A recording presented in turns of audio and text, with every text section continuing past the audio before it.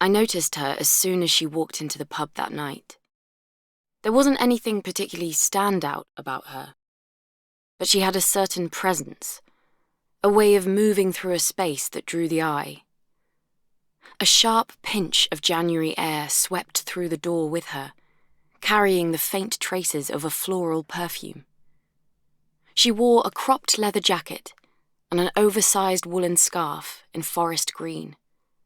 A paisley maxi skirt flicked up at the heels of her brown leather boots.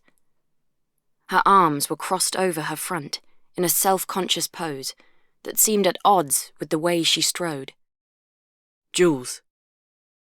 Scott's voice drew my gaze back to his face. Sorry, what?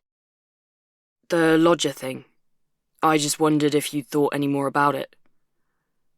I sighed.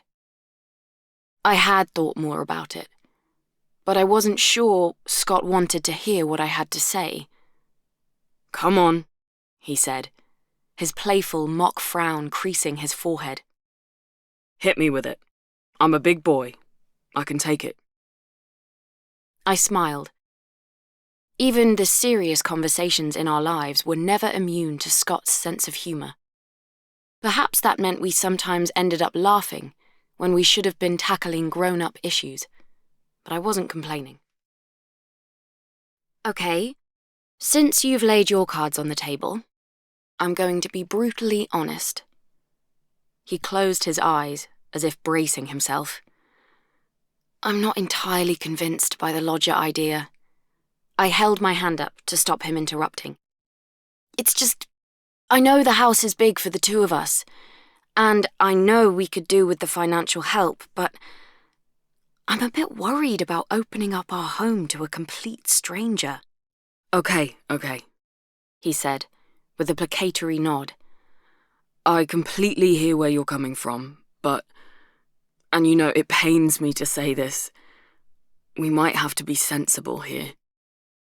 I took a breath and blew the air out slowly. When Scott was suggesting sensible behaviour, you knew things were serious. And maybe he was right. The fact neither of us had particularly well-paid jobs meant a 3-bedroom house in Kingston-upon-Thames took its toll on our finances. And it wouldn't be forever, just until we pay off most of the loan. He shrugged, and I saw a familiar twinkle in his eyes. And maybe save up a bit for when we start trying for a baby?